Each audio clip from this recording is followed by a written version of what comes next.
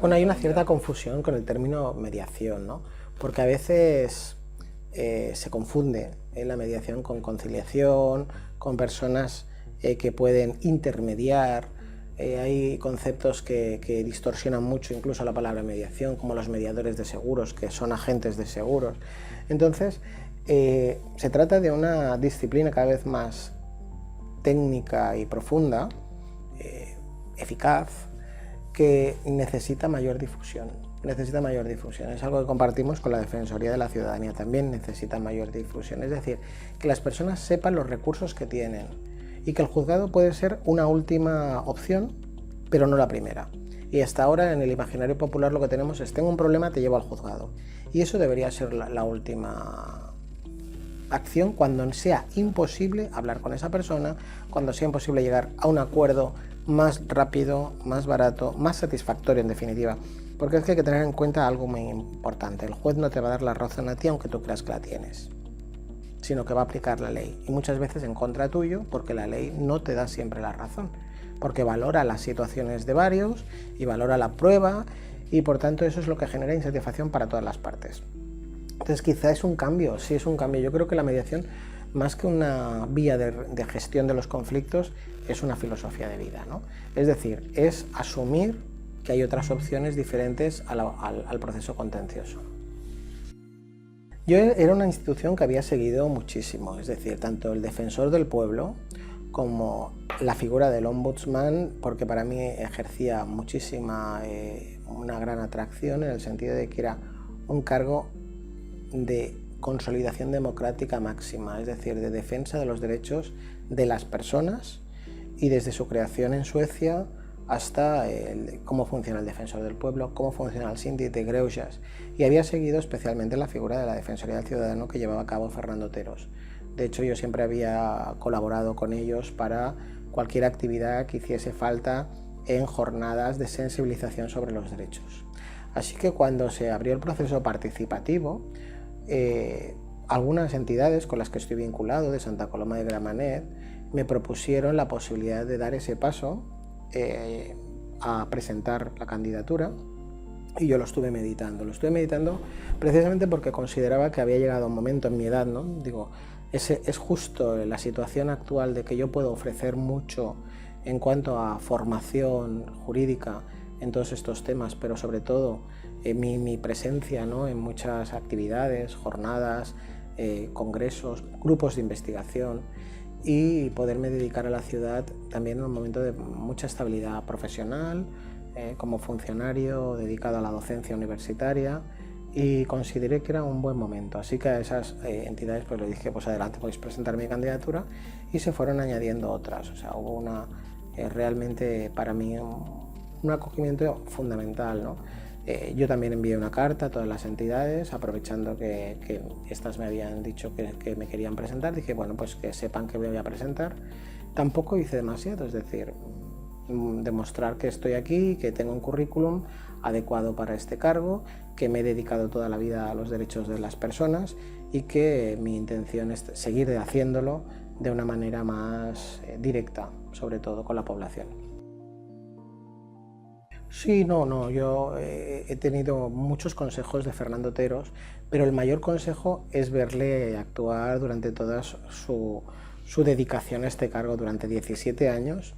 Ha sido una persona para mí admirable, y lo sigue siendo, porque de hecho él no deja de ser defensor. Es decir, mi objetivo es que él sea un defensor emérito, pero un defensor que da toda su experiencia y que sigue activo, porque tenemos la suerte, además en Santa Coloma, de ser la sede del Fòrum de Síndics y Síndicas de toda Cataluña, municipales. Por tanto, nos reunimos cada mes, nos ponemos en común todas las iniciativas que se presentan en las diferentes poblaciones, y Fernando es un baluarte. Fernando es de las personas que más tiempo ha llevado, ha sido el único defensor de la democracia en toda Santa Coloma, tantos años que conoce a todo el mundo, que es un hombre conocido en toda la ciudad, que es un hombre que ha sabido gestionar ese tema, y se vio muy bien en su despedida, como todos los grupos municipales pues elogiaron su paso.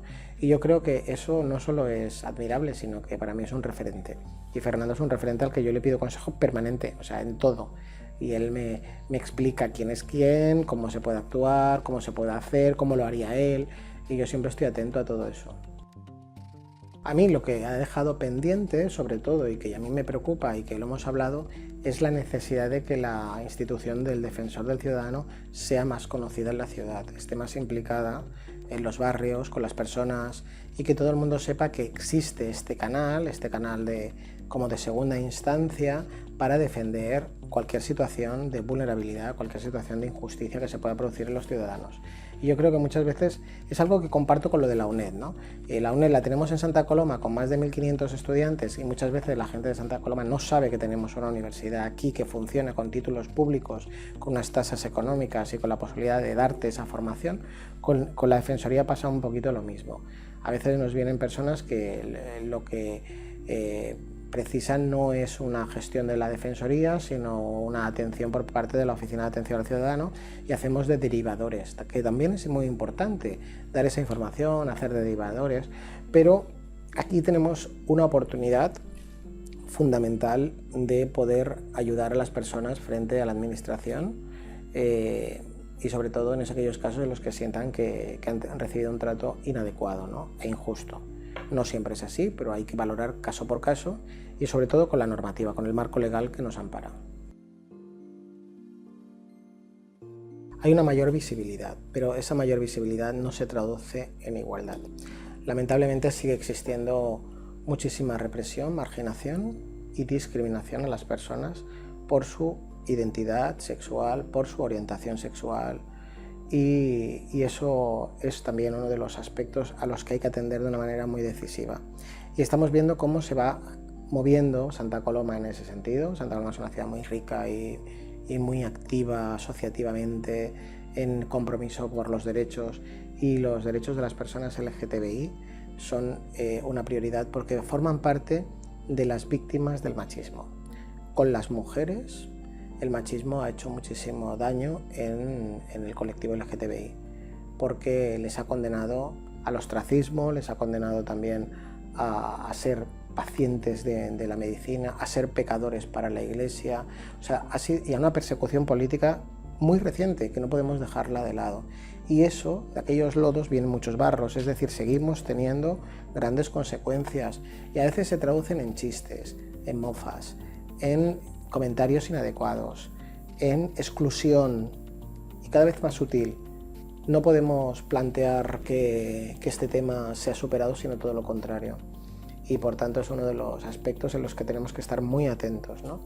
Para mí la fiesta me parece una posibilidad de integración, de apertura a la ciudad, lúdica, y además que cada vez tiene mayores seguidores, y eso normaliza muchísimo, ¿no? Porque normalizar es muy importante, que significa respetar la diversidad, la diferencia, la pluralidad que hay. Pero en el momento en que nos encontramos tantas personas que siguen en el armario, significa que el tema no está resuelto. Y sobre todo personas jóvenes.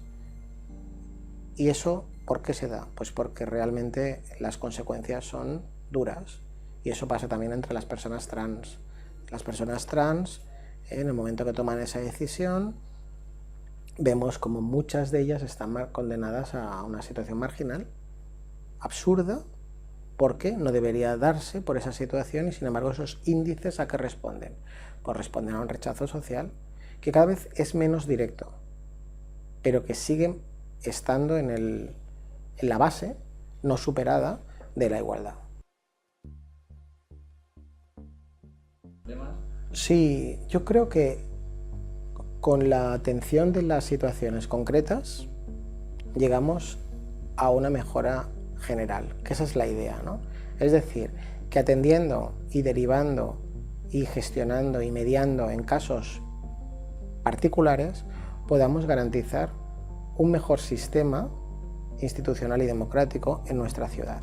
Es decir, que todo funcione mucho mejor al poner de relieve las deficiencias o irregularidades que se puedan producir. Y ese ponerlo de relieve con la autoridad que da este cargo, de respeto sobre todo y de consideración, que sirva para una mejor vida de los ciudadanos de Santa Coloma. Yo creo que esa es la clave, para mí eso sería fundamental. Es decir, que todos los canales, las vías de actuación, las decisiones, los recursos a disposición de los ciudadanos fuesen mucho más conocidos, sobre todo, y mejor utilizados. ¿Y cómo se hace? Pues precisamente reforzando lo que funciona bien y ayudando a corregir lo que funciona mal. ¿Y cómo lo sabemos? Con las situaciones concretas. Entonces, esa labor que es de picapedrero prácticamente, ¿no? De esto que no está funcionando bien, pues esto hay que cambiarlo. Pues hay que cambiarlo no para este caso, sino para toda la ciudadanía. De manera que si se vuelve a presentar, y siempre vamos a tener eso, vamos a tener situaciones de cabezas de turco, de personas que han sufrido una injusticia, y eso es algo universal también en la historia. Es decir, las normas están porque alguien ha sufrido en el origen. Hablábamos ahora del tema LGTBI. Ha habido tanta gente que ha estado en la cárcel, que ha sido declarado peligroso, que ha sido declarado, maleante, vagos y maleantes, han sufrido en sus carnes la marginación, tantas manifestaciones detrás. ¿Qué es lo que han conseguido? Ir cambiando la normativa. Es decir, nosotros miramos la normativa de hace 50 años y lo que era un delito, actualmente el delito es lo contrario, es la persecución a la orientación sexual. Por tanto, a eso es lo que tenemos que ir avanzando, ¿no?